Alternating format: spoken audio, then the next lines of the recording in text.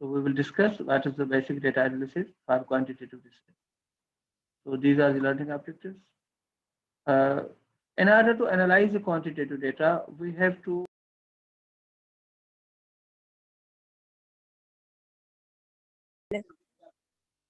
क्या हुआ? So I was telling that in the course of analyzing the quantitative data, you have to follow a 5-step process in which firstly you have to review the conceptual framework and you have to study the what sort of the relationships are there in a framework which you want to study. And then you have to prepare the data for analysis. So here by data I mean to say the data which you have collected using the questionnaires or using the interviews or any means which you have applied. Okay, the data set which you have to prepare that data. Okay, then you have to determine whether you want to conduct only a descriptive analysis or you want to go for the inferential statistics and hypothesis testing.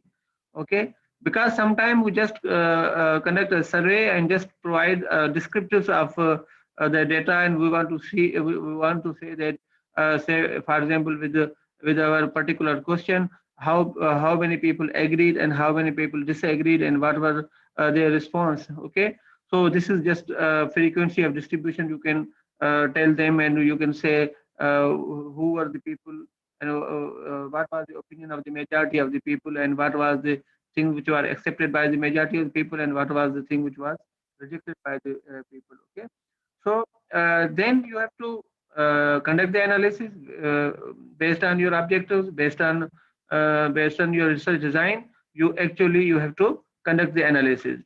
You have to carefully the plan your analysis, and you have to make sure that all the required tests are conducted in a proper sequence and in a meaningful way. Okay, then after the analysis you have to see whether your reports, your results are communicating something, are meaningful or not. Sometimes we conduct an analysis but those results are not up to the mark, and we can see that the results are not supporting are not communicating any meaningful information.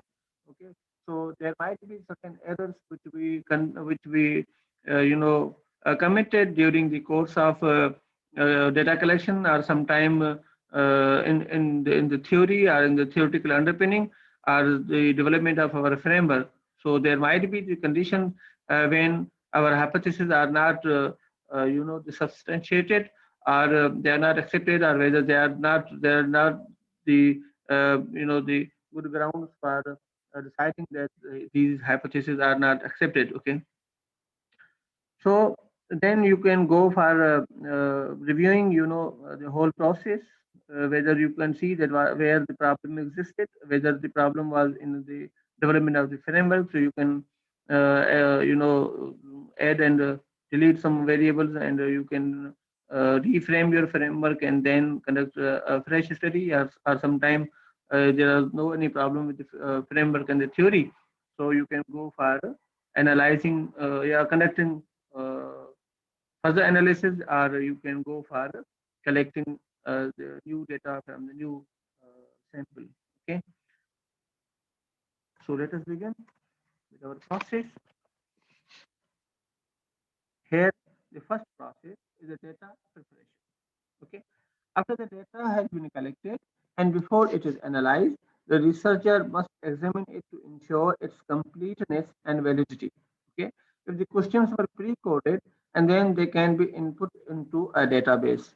If they were not pre-coded, then a system must be developed so they can be coded for input into a database or into your software. So blank responses may be referred as the missing data, must be dealt with within some way.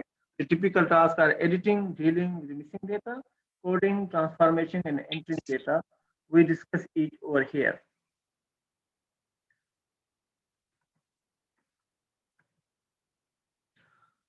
So before editing, you have to see for the missing data, and you have to see that sometime people fail to fill the questionnaire in full, okay, or because sometimes they miss to fill up certain questions, okay. So, sometimes they do it deliberately, sometimes they do it involuntarily. So you have to see whether how much responses are missing, okay, how much data are missing. So there is a certain acceptable level of missing data, and if your data is missing, and that is beyond the 15%, so it is a very much problematic. So if it is 15%, 5% or less than 5%, so you can see that okay, it is ignorable, okay.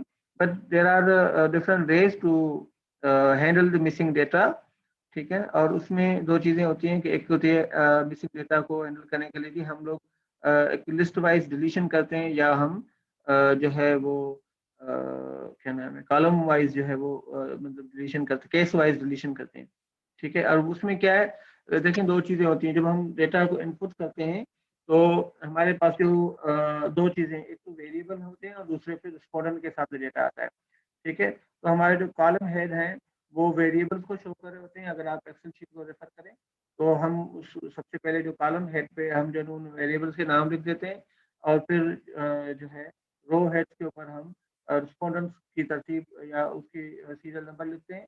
फिर हर एक के आगे हम जो है उसका response जो है फिल करते हुए जाते हैं, ठीक है। और जिसका मैंने आपको गूगल शीट पे दिखाया था, गूगल शीट पे आपको मैंने दिखाया था कि वो डेटा वहाँ पे ऑटोमेटिकली पुट होके आ जाता है, ठीक है। और जबकि हम अगर मैनुअल हमने डेटा कलेक्ट किया हुआ है, हमारे मैनुअल क्वेश्चन हमने बनाए हुए हैं, तो हमें वो डेटा मैनुअली उनमें एंटर करना पड़ता है एक्सेल की शीट में, या डायरेक्टली हम स्पेशल की शीट में एंटर कर सकते हैं, ये हमारे ऊपर है, ठीक है। तो फिर हमने जो है इसके कुछ फर्दर टेस्ट होते हैं वो हम कंडक्ट करते हैं। उसके बाद हमने देखना होता है कि वो जो है हम मिसिंग डेटा को कैसे डील कर सकते हैं, ठीक है। तो ये है कि पहले आपने उस मिसिंग डेटा को फिलअप करना होता है, और सम टाइम मिसिंग डेटा जो होती है वो आप लोग ना इसको हम फिल करने के लिए पहले हम क्या करते हैं, एडिटिंग करते हैं, ठीक है? क्या करते हैं, एडिटिंग करते हैं। एडिटिंग से मुराद क्या है कि when you put something into the missing spaces, okay, this means that data must be inspected for the completeness and consistency, और सम inconsistencies be corrected at this point. For example, a respondent may not have answered the question on the marriage, ठीक है, but their answers to other questions indicate that they have been married. Sir आपकी voice ठीक नहीं है। Voice का क्या हुआ है, नहीं आ रही सर अब ठीक है तकरीबन, बीच में ऐसा हो यार इंटरनेट की कनेक्ट। तो हम बात कर रहे थे कि कभी कभी ऐसा होता है कि एक बंदे ना मैरिज का खाने में जो कुछ नहीं लिखा, ठीक है। तो और फिर जब हम बाद में उनसे पूछते हैं कि जी आपके बच्चे कितने हैं, तो वो बताते हैं जी बच्चे हमारे पास इतने इतने एज के मेरे पास बच्चे हैं, ठीक है, मेरे 2 बच्चे हैं इस एज के हैं, ठीक है। तो हम या अगर पूछते हैं जी कि आप की वाइफ या आपके हस्बैंड जो हैं वो क्या करते हैं, अगर उनका पोर्शन दिया हुआ है, तो इसका मकसद ये हुआ कि वो बंदा जो है क्या नाम है मैरिड है, ठीक है, और उसने उसके वो खाना रह गया, तो हम जो है वो मैरिड या सिंगल या उसके ऑप्शंस में से मैरिड के ऑप्शन के ऊपर टिक कर देते हैं, ये हम एडिटिंग कर लेते हैं। हालांकि इसमें कभी कभी प्रॉब्लम ये हो सकती है, हो सकता है उस बंदे ने जानबूझकर वो खाना जो है फिल ना किया हो, और वो इस वजह से भी हो सकता है कि क्या नाम है कि उसने मिसाल के तौर पर हो सकता है उसकी डाइवोर्स हो गई हो या कोई और कंडीशन हो गई हो जिसमें उसे ये चीजें जो है वो नहीं फिलअप की हुई हैं, ठीक है। तो बहरहाल ये है कि एक फेयर हम जो है वो अंडरस्टैंडिंग ये ले सकते हैं कि ये उससे रह गया होगा, क्योंकि हमारे पास एक डेटा आ गया कि ये है मेरी, ठीक है। तो इस हिसाब से इस तरह के जो मामला हैं उसमें हम एडिटिंग कर सकते हैं। बाकी ओवरऑल ये कि हम मिसिंग डेटा को जो है अगर एडिटिंग नहीं कर सकते तो फिर हम मिसिंग डेटा को अपने उनके रूल्स के मुताबिक जो है वो हैंडल करते हैं। So missing data can impact the validity of research finding, and therefore must be identified and the problem must be resolved. You know, when we have a missing data that is more widespread, the researcher must deal with that, because by removing respondents with missing data, the sample size may become too small to provide a meaningful results. Say, for example, you have collected data from 100 respondents, and out of them, the 20 people are there who have the missing data. So what will you do? If you think that you have to delete those responses, then your sample size will be smaller. In such a case, you cannot delete all those respondents who have not responded on various questions. Okay, so the first approach is to identify the respondents and then variables that have a large proportion, between 15% or more of the missing data points. These respondents or variables are then eliminated from the analysis. So if you think that there are the people who have not filled the larger portion of the questionnaire, and if the missing data is 15% or more, then you can delete those the respondents from your data. Okay. So the second approach is to estimate the missing value by substituting the mean or some other appropriate number. This process called imputation, and it is appropriate only for the metrically measured variables. A non-metric variables have missing data, and respondent of question may be eliminated from analysis in most situations. तो data में भी matric और non matric matric वो होती है जो कि quantitative data है जिसके हम डिफरेंट प्लेस जो है वो एनालाइज कर सकते हैं और जिनको हमने जो है वो जिस मिसाल के तौर पर किसी लिखल स्केल पे मेजर किया हुआ है और जो नॉन मैट्रिक डेटा है और उसको जो है हम शूट नहीं कर सकते। मिसाल के तौर पर अगर आपके पास आप प्राइस मालूम करना चाहते हैं और कोई इस तरह की डेटा आपने ली हुई है तो वो उनको आप जो है एवरेजेस और उसके जरिए जो है मालूम नहीं कर सकते, उनको रिप्लेस नहीं कर सकते हैं। ठीक है, तो उसके बाद फिर कोडिंग और डेटा एंट्री है। और कोडिंग का क्या है कि responses must be coded either before or after the data is collected. Okay, if at all possible, it is best to code it ahead of the time. Coding means a number is assigned to a particular response so that answer can be entered into a database. तो अब देखिए जो भी हमारे पास questions होते हैं उनके answers को हम जो है वो कोड देते हैं। जिस मिसाल के तौर पर हमने जो लिकल स्केल यूज किया हुआ है कि जी 5 जो है स्ट्रांगली एग्री के लिए और 1 जो है स्ट्रांगली डिसएग्री के लिए, तो हम 5 और 1 जो है ये उनको हमने स्ट्रांगली एग्री और डिसएग्री के लिए जो है वो डिनोट करने के लिए हमने ये नंबर्स यूज करते हैं। ठीक है, ताकि अगर एक बंदे ने स्ट्रांगली डिसएग्री लिखा हुआ है तो हम उसको पूरा जो है वो स्ट्रांगली डिसएग्री लिखने के बजाय हम 1 लिख देते हैं। ठीक है, तो क्योंकि ये उसकी करस्पॉन्डेंस आ जाती है। तो ये एक किस्म की कोडिंग है, ये हम कर लेते हैं। ठीक है, और ये कोडिंग जो है वो इंतहा इंपॉर्टेंट होती है कि आप उससे पूरा डेटा जो है वो एनालाइज करते हैं। फिर there might be a special situation when the researcher has a 2 category variables like gender. ठीक है, तो जेंडर के पर्सपेक्टिव में क्या है कि कुछ जो है वो लोग कहते हैं कि हम साथ तो मेल और फीमेल है तो 1 फॉर मेल और 2 फॉर फीमेल कर देते हैं। तो अभी जो रिसेंट रिसर्चर्स हैं वो कहते हैं नहीं, आप ऐसा ना करें, आप जो है किसी एक कैटेगरी को 1 करार दें, किसी और को 0 करार दें, क्योंकि इसको हमने फिर डमी वेरिएबल्स में जो है वो टेस्ट करते हैं। तो 1 और 0 की जो कोडिंग है वो ज़्यादा बेहतर जो है वो रिजल्ट देती है और 1 और 2 की निस्बत। ठीक है, अगला जो मरहला है डेटा प्रिपरेशन का, दैट इज डेटा ट्रांसफॉर्मेशन। और डेटा ट्रांसफॉर्मेशन में हम क्या करते हैं, it is a process of changing the original form of the data to a new format. This is done typically to more easily understand the data or to achieve some other research objectives. ठीक है, और उसमें क्या होता है कि हम data को ट्रांसफॉर्म करते हैं। मिसाल के तौर पर कुछ क्वेश्चन ऐसे होते हैं जिनकी रिवर्स कोडिंग होती है। क्या होती है? रिवर्स कोडिंग होती है। और क्वेश्चन आइटम्स में जो स्टेटमेंट्स हैं वो रिवर्स कोडिंग होती है, उसमें नेगेटिव स्टेटमेंट्स ऐड की हुई होती है। मिसाल के तौर पर 6 स्टेटमेंट्स हैं टोटल, उसमें से 4 जो है वो अगर पॉजिटिवली वर्डेड हैं तो 2 जो है वो नेगेटिवली वर्डेड होंगी। ठीक है, तो उनकी नेगेटिवली वर्डेड जो है उनको फिर हमने रिकोड करते हैं, रिवर्स कोडिंग कहते हैं। ठीक है, तो मिसाल के तौर पर उसमें अगर उसने 1 कहा हुआ है तो हम उसको 5 जो है वो करा देंगे, और उसने 5 लिखा हुआ है तो हम उसको 1 करा देंगे। ठीक है, तो रिवर्स कोडिंग करते हैं और ये हम उसको फिर कंबाइन करेंगे और ताकि एक एक जो है वो जो है वो अ, ए मतलब हमें एक ही डायरेक्शन की जो है वो वेरिएबल्स मिल जाए। ठीक है, उसकी स्टेटमेंट्स बन जाती हैं फिर। तो फिर तीसरा तरीक़ेकार जो है वो कोलेप्सिंग का है या कंबाइनिंग का है, adjacent categories of a variable in a way that reduces the number of categories. मिसाल के तौर पर हमने ना एज की बहुत ज़्यादा कैटेगरीज़ ली हुई होती है। मिसाल के तौर पर हमने लिखा हुआ है जी sometimes people are not you know don't feel comfortable to sharing their exact age। ठीक है, तो एग्जैक्ट एज शेयर नहीं करते तो हम उनके लिए फिर कैटेगरीज दे देते हैं। मिसाल को हम कहते हैं जी कि 20 से 25 साल और 25 से 30 साल और 30 से 35 साल और 35 से 40, और फिर आप ये देखिए बहुत ज़्यादा कैटेगरीज बन जाती हैं। फिर हम क्या करते हैं, इन कैटेगरीज को हम जो है वो 2 या 3 में डिवाइड कर सकते हैं। हम ये कह सकते हैं जी कि ये जो है वो मतलब एथलीट एडल्ट हैं, ये सीनियर एडल्ट हैं, ये सीनियर हैं, ठीक है? इस तरीके से हम 2-3 उनकी कैटेगरीज बना सकते हैं और फिर हम ये कहते हैं कि 10 से 30 साल वाले इस कैटेगरी में, 30 से 50 वाले इस कैटेगरी में और 50 से अबव जो है तीसरी कैटेगरी में, ठीक है? इस तरीके से हम उनको जो है वो डिवाइड कर सकते हैं, मतलब उनको हम जो है वो अ, कंबाइन कर सकते हैं, उनकी जो है वो क्या नाम है। फिर तीसरी जो चीज़ है दैट इज़ द समेटेड स्कोर और फिर नेक्स्ट है एवरेज समेटेड स्कोर। समेटेड स्कोर से मुराद ये देखें जिस तरह हमने 1 से 5 तक का जो है वो अपने रिस्पॉन्सेज़ लिए हुए थे। तो फिर हम क्या करते हैं, एक कंस्ट्रक्ट है, उस कंस्ट्रक्ट के 6 आइटम हैं, ठीक है? अब वो 6 आइटम समझिए कि हमारे पास 6 अलग से कॉलम जो है वो बन जाते हैं। तो हमने क्योंकि एनालाइज़ करने के लिए हमने एक वेरिएबल को लेना होता है, हम 6 वेरिएबल को अलग-अलग से मुहैया नहीं कर सकते, तो फिर हम उनका एक एवरेज स्कोर ले लेते हैं या हम उनको सम अप कर लेते हैं। सम अप करने में क्या करते हैं कि सारे जो आइटम्स हैं, उनको हम जो है वो सम करके एक उसका समेटेड जो है वो एक स्कोर ले लेते हैं, ठीक है? तो हमें अंदाज़ा हो जाएगा कि ये एक जो है एक ही स्कोर है।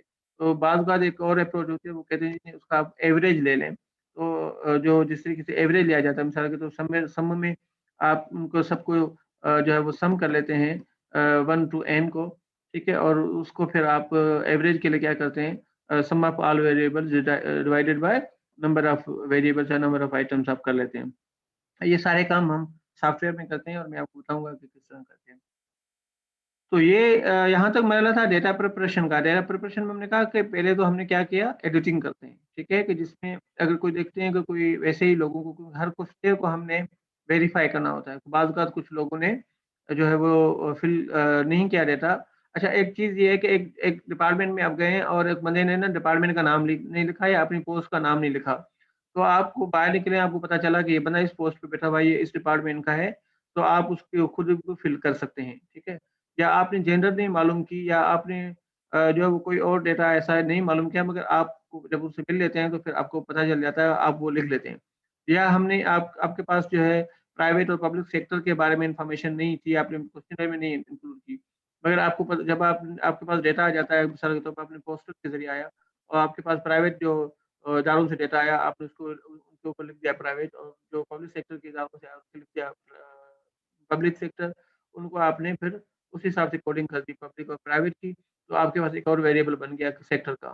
ठीक है? तो इस तरीके से आप खुद भी एडिटिंग जो है वो कर सकते हैं, मगर एक चीज़ ध्यान में रखिएगा, एडिटिंग से मुराद ये डेटा के साथ प्लेइंग नहीं है, यानी डेटा में फैब्रिकेशन नहीं है। डेटा में अपनी मर्ज़ी से जो है वो न्यू चीज़ें नहीं है। मिसाल के तौर पर आप एक बंदे ने रिस्पॉन्स नहीं दिया, आप अपनी मर्ज़ी से रिस्पॉन्स उसमें फिल कर दें, ये चीज़ें मतलब एथिकली दीज़ आर रॉन्ग, ठीक है? You you should not do it.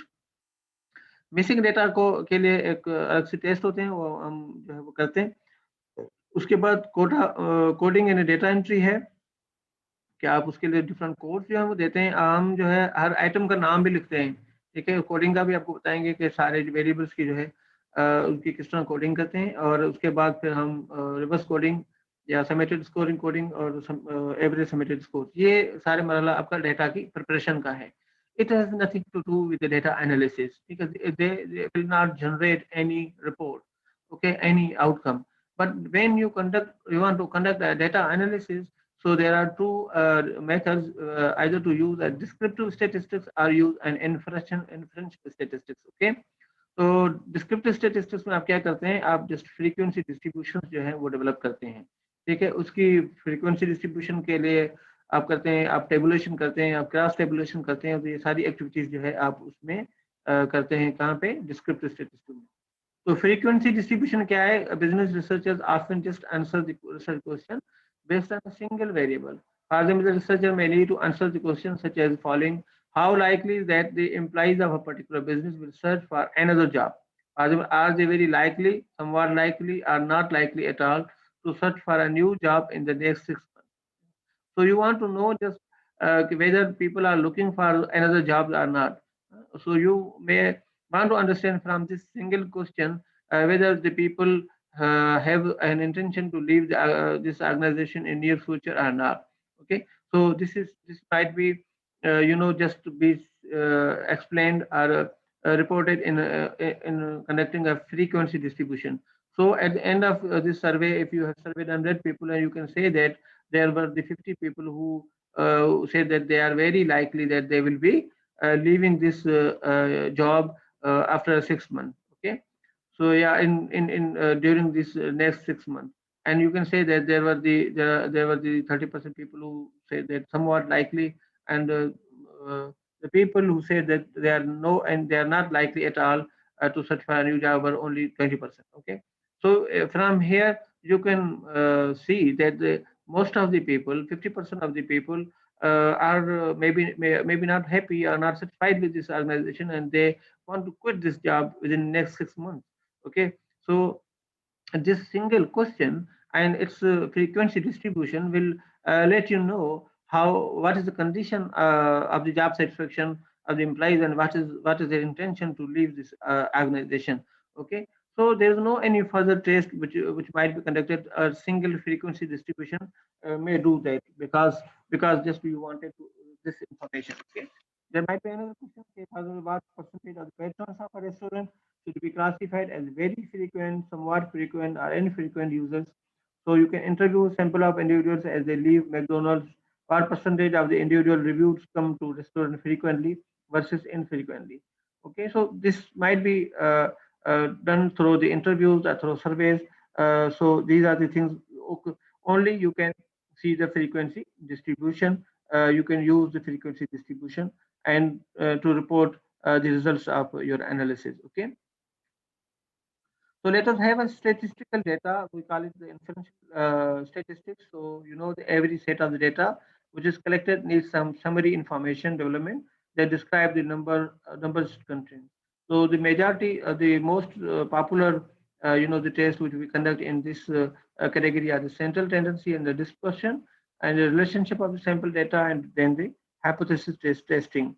Okay, so for hypothesis testing, we normally do regression analysis and other multiple regression analysis, and some other tests are there, and structure equation modeling and some other approaches are also there. Okay, so in a measure of the central tendency, what sort of test you conduct: mean, median, and mode. So you I think better know about these tests. What are the mean? Mean might be the arithmetic average of the sample. Okay, the values of the distribution of the responses are summed and then divided by the number of the valid responses. Median, what is median? The middle value of the rank order distribution. Exactly half of the responses are above and half are below the median value. And the mode is what the most common value in the set of responses to a question. The response most often given to a question. So here are the things which in which we will be conducting the test. I will show you the SPSS sheet, and we will be trying a lot, and we will be trying to conduct this analysis before you. There are although some other tests, the measures of dispersion, the range, standard deviation, and the variance, distance between the smallest and the largest values in a set of response, and standard deviation kya hai? Average distance of the distribution value from the mean, and variance kya hai? The average square deviation about the means of the distribution of values.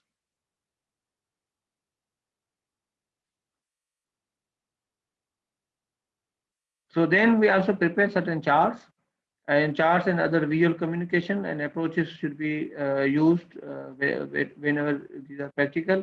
What do charts do? They help us to quickly grasp the sense of the results developed in data analysis.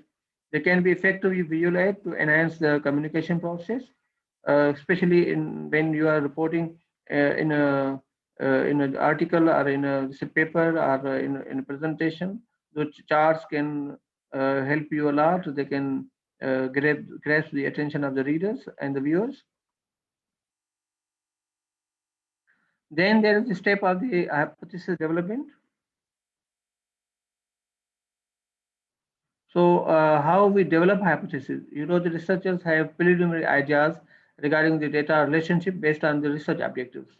So we develop hypotheses in chapter 2 when we have finalized our conceptual framework, and hypotheses are basically the ideas developed by the researcher from the previous research theory and are the current business situation. Okay, so hypothesis we drive when we are reviewing literature. We are writing the literature. So then we are finalizing our conceptual framework. So the framework actually, they shows the link between different variables and which variable is impacting the other variables or other set of variables. Okay, so these are normally developed before the collection of the data, and these are the part of a research plan. So there are two hypotheses, a null hypothesis and an alternative hypothesis. What is the null hypothesis? Based on the notion that any change from the past is due to entirely and random error. Okay, so null hypothesis means there is no any change caused by a single variable, but it might be a chance or a luck. The alternative hypothesis, it states the opposite of the null hypothesis and says that something is caused by another thing. Okay, say for example, variable one has an impact over variable two. Okay, so it is the influence which a variable one exerts to variable two. Okay, so there are other sample statistics and population parameters.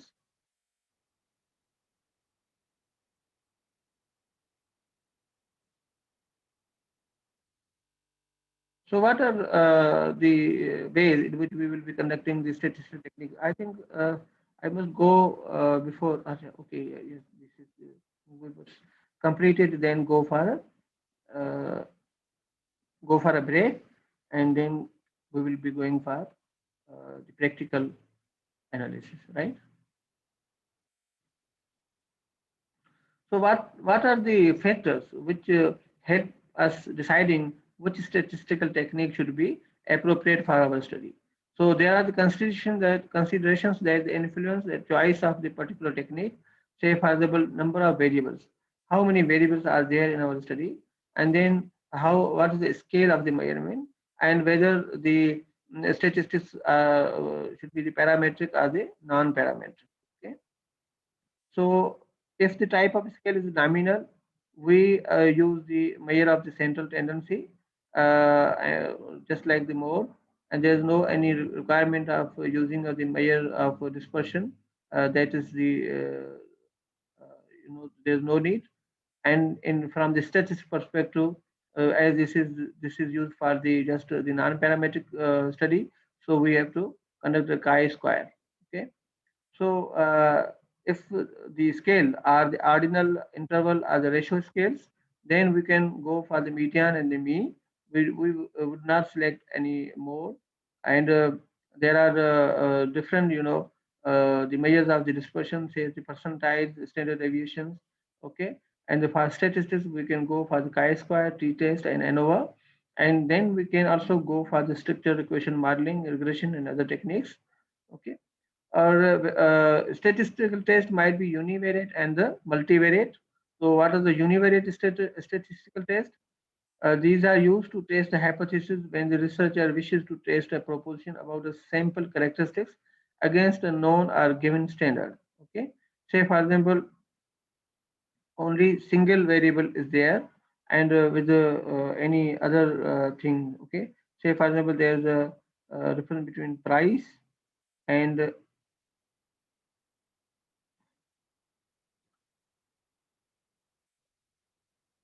okay, what is the impact of the price on the sales? And in the bivariate, there are two variables. Okay, we want to test hypothesis that compare characters of two groups or two variables. Okay, so that is a bivariate statistical test. Okay, so there are three types of bivariate hypothesis test: chi-square, t-test, and ANOVA, analysis of variance. And we also can conduct a cross tabulation.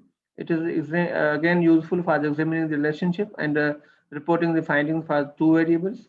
A major purpose of cross tabulation is to determine if the difference exists between subgroups of the total sample. Frequency distribution also is done of the responses on different two or more sets of variable. Say, for example, we want to report the age distribution and the experience distribution, or the educational distribution of a particular sample. But you can also report uh, it in a gender terms. Okay, so that you may do it by preparing a cross tabulation. Okay, say for example, you know that in the age group 10 to 20, you have 30 people. Out of these 30, there are 10 female and 20 males. Okay, so this is the cross tabulation when two variables are used to distribute the data. Okay, ये एक cross tabulation की example हो सकती है।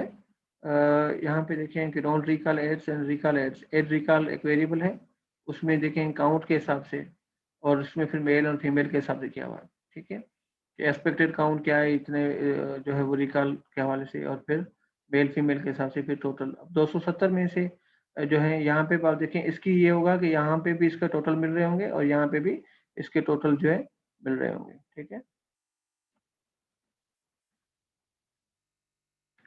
Further एक chi-square test करते हैं और it assesses how closely the observed frequencies fit the pattern of the expected frequencies. ठीक है, it also is refer to as a goodness of fit test. chi-square का फार्मूला है ये। ठीक है, और इसमें observe divided by expected whole square divided by expected frequencies.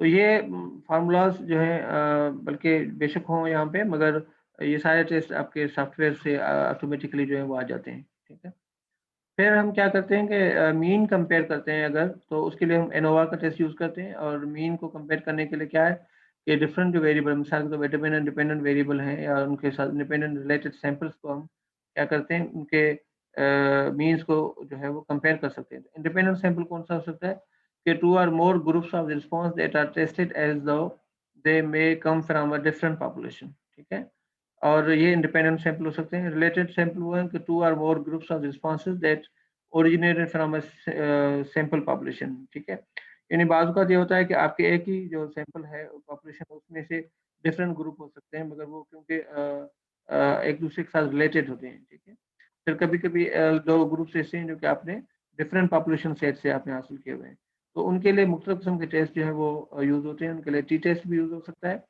और उसके अलावा pair sample T test use होता है, और analysis of variance test use होता है। ठीक है, एनालिसिस ऑफ वेरिएंस जो है वो मोर है, जिसमें आप दो से ज़्यादा, यानी अगर दो ग्रुप हैं तो आप सिर्फ ये जो है इंडिपेंडेंट सैंपल टी टेस्ट करते हैं, और सॉरी एक है अगर तो इंडिपेंडेंट सैंपल टी टेस्ट करते हैं, और अगर दो हैं तो जो है आप ये क्या नाम है, पेयर सैंपल टी टेस्ट करते हैं।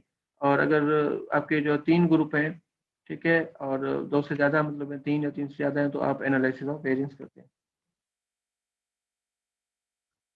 ये वन वे एनोवा हो सकता है, और जो है इसके फिर मैं आपको दिखाता हूँ कि किस तरीके से टेस्ट करने हैं। तो यहाँ तक थी थ्योरी के कौन कौन से टेस्ट थे, थोड़ा सा आपको ओवरव्यू देना। और नेक्स्ट जो है मैं आपसे जो है ये शेयर करता हूँ एक एक्सेल की शीट के ऊपर जो है मैं आपके सामने टेस्ट परफॉर्म करता हूँ। और यह है कि फर्दर अगर आप लोग खुद अपना